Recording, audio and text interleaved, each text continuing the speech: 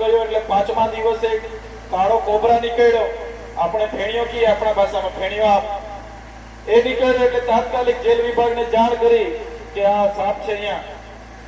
પછી જેલ વિભાગે બહારથી રેસ્ક્યુ વાળાને બોલાવ્યા, અડધા કલાક પોણા કલાકમાં આવીને પકડી ગયા. 2 અઠવાડિયે ત્યાં બીજો સાપ પકડ્યો, તે પણ મેં કીધું એ સાપ છે, પકડી ગયા. આજે પણ માહિતી માંગશો, આજે પણ તમને જેલ વિભાગ માહિતી આપશે. ત્યારબાદ બીજા 3 સાપ તો પકડાયા નહીં. એક તો મારો નાની કોટડીમાં મને બંધ કરે, એમાં ઝાંઝરામાં પાઇપલાઇનમાં ઘૂસી ગયો. ત્યાં બીજી કોઈ વ્યવસ્થા નહીં, રાતે નીકળે આપણે ક્યાં કૂદવા જવાનું. તો કહેવાનો મતલબ આવી બધી ઘણી યાતનાઓ વેઠી મેં, પણ મને ત્યારે પણ મેં મનને મજબૂત કરતો ગયો કે મને જે ગરીબ લોકોએ ચૂંટીને મોકલ્યો છે, આ લોકો ગમે તેવી આટલી જેલો કરશે પણ હું મારા ગરીબ લોકોનો અવાજ બનતો રહીશ. હું ક્યારે આ લોકો સાથે નહીં જામ ને ક્યારે ગુલામ નહીં બનું. ત્યારે 80 દિવસ પછી તમે જોયું હશે, તારીખો પર તારીખો કોર્ટોમાં, તારીખો પર તારીખો પડે, જામીન નહીં મળે સામાન્ય બાબતમાં, તારીખો પર તારીખ. 80 દિવસ પછી જામીન થયા. અને એક દિવસે સવારે હું નાતો તો ને નાઈને હું બેઠો તો ત્યારે ખબર પડી કે લેવા માટે આવ્યા છે, જામીન થઈ ગયા છે. ત્યારે હું બહાર નીકળ્યો, ત્યારે ઘણા લોકો બહાર લેવા માટે આવ્યા હતા. ત્યારે મારા વકીલે, મારા પ્રમુખે મને કીધું, દેવેન્દ્રભાઈ ને લોકોએ કીધું કે સાહેબ જામીન તો થયા છે પણ તમને ડેડિયાપાડામાં પ્રવેશ બંધી નથી. તમે ડેડિયાપાડામાં પ્રવેશ કરશો તો તમને પછી પાછા જેલમાં મૂકવાના છે. શરત જ આધીન જામીન મળ્યા છે. ત્યારે જે ડેડિયાપાડામાં મારી ઓફિસ છે, જે ડેડિયાપાડાના લોકોએ મને ધારાસભ્ય બનાવ્યો, ડેડિયાપાડાની બાજુમાં મારું ગામ બોગજ, ત્યાં મારી ઘર, મારો પરિવાર, અને મારે ત્યાં નહીં જવાનું એવી પરિસ્થિતિ. ત્યારે 3 મહિના તો મારા લોકોના દુઃખમાં સુખમાં હું હાજર નથી રહ્યો, પણ હજુ પણ મારે હાજર નહીં રહેવાનું. પણ મારો નસીબ કે ત્યારબાદ થોડા દિવસમાં ચીકતા તાલુકો બનાવવામાં આવ્યો અને આપણા બધા ગામડા એમાં સમાવેશ થયા. અને આજે તમારી વચ્ચે આવીને મને આનંદ અનુભવું છું. ત્યારે ત્યાં જેલ દરમિયાન ઘણા લોકો મને કીધું કે આ બધી પીડા, આ બધી યાતના આપણે હવે નથી વેઠવાનું. ત્યારે મેં કીધું એવું કંઈ નહીં હોય. મને કે તમારો પરિવાર આમ, તમારા છોકરાઓ બધા હેરાન થયા. મેં કીધું જે લોકો માટે હું લડું છું, જેમને રસ્તા નથી અને મહિલા બિચારી પીડાથી પીડાય, ત્યારે એ મહિલાની પીડા એ મારી પીડા સામે કઈ નથી. એ મહિલાની પીડા સામે મારી પીડા કઈ નથી.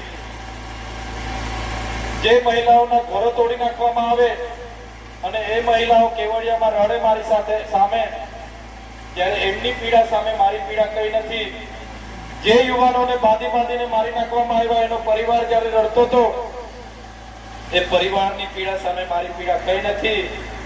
એટલા માટે હું આ ગરીબ લોકો માટે લડું છું અને આવનારા દિવસોમાં બી હું લડતો રહીશ. એવી વાત મેં ત્યારે પણ કહી. ત્યારે મિત્રો આ બધી વાત કેમ કહેવી પડે કે તમને પણ એવું થતું હશે કે આપણા ધારાસભ્ય કેમ દેખાતા નથી. પણ અમે જ્યારે અવાજ ઉઠાવીએ, હું ભણેલો ગણેલો માણસ છું, સામાન્ય પરિવારમાંથી આવું છું. ઉમરપાડ અમે નોકરી કરતો તો, સરકારી નોકરી. આ બધા વિસ્તારમાં હું ગ્રામ સેવક તરીકે જે તે વખતે જોડાયો, બાદમાં વિસ્તરણ અધિકારી બન્યો. તો હું બધું જાણું છું. ત્યારે અવાજ ઉઠાવવાનું, કામ કરવાનો આપણને રસ છે, પણ આ સરકાર હેરાન કરે છે. હું તો નાનો માણસ છું, હું એકલો લડવા જામ. આટલી 30 વર્ષથી એમની સરકાર, કેન્દ્રમાં એમની સરકાર, પોલીસ એમની, મંત્રીઓ તંત્રીઓ એમના, ફોજ એમની, મને તો કારનો પૂરો કરી દે. પણ તમારા જેવા ગરીબ લોકોના મારા પર આશીર્વાદ છે. આ લોકોથી હું ક્યારે ડરવાનો નથી. આજે તમારી વચ્ચે એટલા માટે જ આવ્યો છું. હું જેલમાં હતો તે સમયે તમે બધા મારી ચિંતા કરતા હશો. હું જયારે 2 દિવસે છૂટીને આવ્યો ત્યારે મારું મગજ કામ નહોતું કરતું. તમે કદાચ જોયો હશે, મારો ચહેરો પણ જોયો હશે. જે દિવસે હું છૂટીને આવ્યો ત્યારે હું મીડિયાને પણ જવાબ હરકો નહોતો આપતો.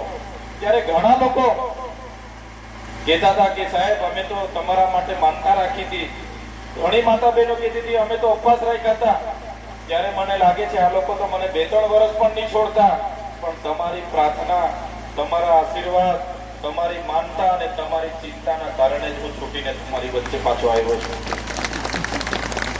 ત્યારે આજે એ જ કહેવા માટે આવ્યો છું કે હમણાં મને ડેડિયાપાડામાં જવા દેતા નથી, એટલે હું ક્યારેક ચીકદા ને આટલામાં જ હું રેમ છું. 1 વર્ષ સુધી મારો પ્રતિબંધ છે ત્યાં જવા માટે. તમારી વચ્ચે જ છું. મારી બહેનોને પણ કહેવા માંગુ છું, જ્યારે પણ કોઈ પીવાના પાણીની તકલીફ હશે, આપણા રાહુલભાઈ છે, રાકેશભાઈ છે, આપણા સભ્ય છે જયવંતીબેન, ધીરુબેન છે, અંજનાબેન છે, એ પણ કાયમ આપણે એમને હમણાં સરપંચ ને બધા મને મળતા હોય છે. મારા મનાભાઈ છે, ભરતભાઈ છે, અશોકભાઈ છે, આપણા મહારાજ વડીલ વિનુ મહારાજ છે, મોહન મહારાજ છે, તમે એમને પણ કહેશો તો મારા સુધી મેસેજ આવી જશે. તમારી જે પણ તકલીફ હશે, રોડની તકલીફ હશે, પીવાના પાણીની તકલીફ હશે, દિવાળી પછી કહેજો. એ કામ પણ આપણે કરવા માટે બંધાયેલા છે, કોઈ ચિંતા નહીં કરતા. મારે આ કહેવાનું એટલું જરૂરી છે કે તમે બધા જાણો કે આ લોકો શું કરી રહ્યા છે. એક ધારાસભ્ય તરીકે મારી સાથે આટલું બધું કરતા હોય તો સામાન્ય માણસ સાથે તો આ લોકો શું કરી શકે. આ પરિસ્થિતિ છે, પણ ક્યારે ચિંતા નહીં કરતા. ઉપરવાળો બધું જોવે છે. લાંબુ એમનું ચાલવાનું નથી. ભલભલા નાટકો વિકાસના નામે કરવા આવે છે, ભલભલી વાતો કરી જાય છે. પણ તમે જે ધારાસભ્ય પર વિશ્વાસ મૂક્યો છે, મારા પર જે ભરોસો મૂક્યો છે, મેં ભગવાનને અને પ્રકૃતિને પ્રાર્થના કરું છું, જે અમારા ગરીબ લોકોએ, જે આ વિસ્તારના લોકોએ મારા પર ભરોસો મૂક્યો છે, એ ભરોસો હું ખરો ઉતરું એટલી મને શક્તિ આપે ભગવાન. અમારા લોકોના કામ કરવા માટે મને શક્તિ આપે. હું કામ કરવા માંગુ છું. મારે કોઈ સાથે જોડાઈને મંત્રી બનીને પૈસા નથી જોઈતા. મારા ગરીબ લોકો જે મારા માટે ફૂલહાર ને આરતી લઈને રસ્તે ઉભા રહે છે, આજ મારા માટે પૈસા અને પ્રોપર્ટી છે. એનાથી જ હું શાંતિથી જીવું છું. એનાથી જ મને શાંતિ મળે છે. ત્યારે આજનો દિવસ વધારે વિશેષ કંઈ કહેવાનો નથી. મારે ખાલી તમને મળવાનો હતો અને કહેવા માટે જ આવ્યો છું કે તમારી વચ્ચે જ છું. હોળી હશે, દિવાળી હશે, અહીંયા જ છું મેં. ડેડિયાપાડા હવે જવાના નથી જવા દેતા. એટલે દિવાળી પણ આટલામાં જ છે. કોઈ પણ જુવાનિયાનું, મારા વડીલનું, મારી માતા બહેનોનું, તમારું કોઈ પણ નાનું મોટું કામ હશે, હું બધી જ યોજનાઓ જાણું છું. તમે આજે પણ જે લોકો ઓનલાઈન મોબાઈલ વાપરે છે, આજે પણ તમે ડેડિયાપાડાનું જોઈ લેજો. ધારાસભ્ય બન્યા બાદ સોલાર યોજના, તમે પીએમ સોલાર યોજનાનું ખોલશો તો ઓલ ગુજરાતમાં આપણું ડેડિયાપાડા સૌથી આગળ છે. મનરેગાની રોજગારીમાં તમે જોઈ લેજો, આવાસ યોજનામાં તમે જોઈ લેજો, રોડ રસ્તામાં તમે જોઈ લેજો, બીજી કેટલીય યોજના બધી ઓનલાઈનમાં બતાવશે. ઓલ ગુજરાતમાં 1 થી 5, 1 થી 10 માં આપણો ડેડિયાપાડા તાલુકો હશે. એ બધા તમારા ને અમારા મહેનતથી આજે આટલું કામ આપણા વિસ્તારમાં થાય છે. કામ પણ કરીએ છીએ અને જ્યાં સરકારને કહેવું પડે એવું જગ્યાએ તટસ્થતાથી ઉભા રહીને પણ કહીએ છીએ. અને તમારા બધાના આશીર્વાદ છે. આજે આખું ગુજરાત આપણને સારી રીતે ઓળખે છે. કયા વિસ્તારમાં કોણ ધારાસભ્ય છે કોઈને જે ખબર નથી. 182 ધારાસભ્યમાં નિઝરમાં કોણ છે, વ્યારામાં કોણ છે, મહુવામાં કોણ છે, ડભોઈમાં કોણ છે, કવાંટમાં કોણ છે, કોઈ ઓળખતું નથી. પણ જ્યારે કોઈને ભાવનગરમાં કંઈ થાય, જ્યારે કોઈને દાહોદમાં કંઈ થાય, ભિલોડામાં કંઈ થાય કે ગાંધીનગરમાં કંઈ થાય, તો તમારા ધારાસભ્યને પહેલા એ લોકો કહે છે કે સાહેબ અમારી સાથે આ રીતનું થયું. એટલો ગુજરાતના લોકોને વિશ્વાસ છે. અભિનંદન આપે છે કે જે લોકોએ ચેતર વસાવાને ધારાસભ્ય બનાવ્યા એ લોકોને અભિનંદન આજે લોકો આપે છે. ત્યારે હું અભિમાન નથી કરતો, પણ તમારા ખરેખર જે સહકાર મળે છે એ તમારો સહકાર, તમારા આશીર્વાદ અમને મળતા રહે. આજે તો તમને મળવાનો સમય હતો પણ થોડું ભાષણ લાંબુ થઈ ગયું, માફ કરજો. કોઈ ખાધું, હજુ તો બધા ખાવાના પણ બાકી છે, કામના દિવસો પણ છે, છતાં તમે બધા વડીલો અહીંયા ઉપસ્થિત થયા છો. મારા યુવાન મિત્રો બધા હાજર છો, મારી માતા બહેનો બધા બેઠા છો.